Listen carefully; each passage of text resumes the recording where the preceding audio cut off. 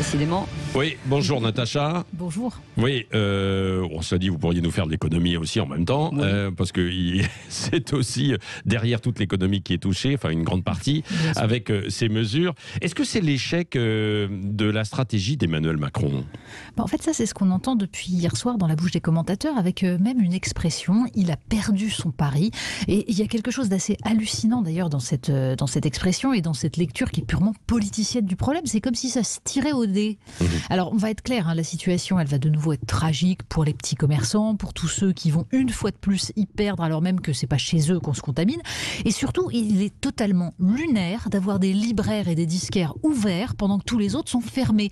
Bien sûr qu'on se réjouit pour eux, et bien sûr que je crois profondément à la dimension essentielle de l'art, de la littérature. Mais enfin, franchement, mais quelle démagogie. Mais au-delà de ça, la question, ce n'est pas l'échec d'Emmanuel Macron, c'est ce que ça dit de la France. Vous voulez dire que c'est un mal plus profond, Natacha ? En fait, on est à peu près tous d'accord. Il n'y a eu que des ratés depuis le début de cette épidémie. Les masques, les tests, la stratégie d'isolement, la stratégie de vaccination, c'est consternant. Le problème, ce n'est pas le choix d'Emmanuel Macron de ne pas reconfiner tout de suite, contrairement à ce que disent certains médecins qui nous expliquaient déjà qu'il fallait reconfiner en décembre, sinon ce serait l'apocalypse en janvier.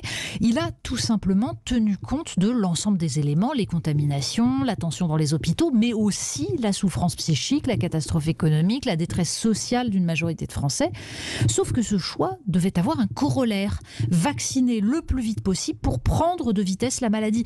Et on voit bien que reconfiner plus tôt ou plus tard, ça ne change pas grand-chose. Regardez l'Espagne, l'Italie, l'Allemagne.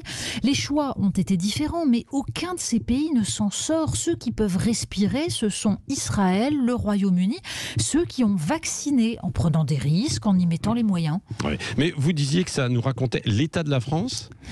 C'est ce que cette crise depuis un an aura acté, c'est en fait le déclassement de la France, la désindustrialisation, l'abandon de la recherche, l'absence d'investissement dans la formation des élites, la décrépitude de notre système de santé.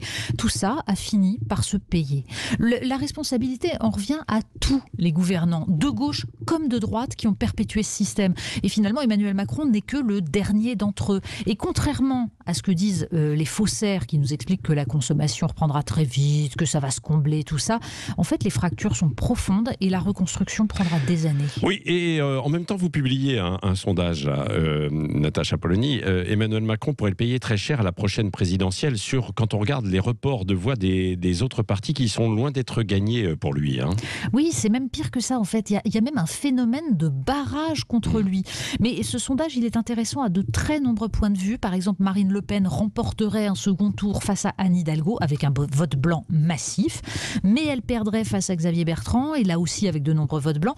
En fait, ce que ça nous raconte, c'est que la colère, elle est palpable et que personne ne la capte vraiment. Merci beaucoup, Natacha Polony, comme chaque vendredi matin sur Sud Radio.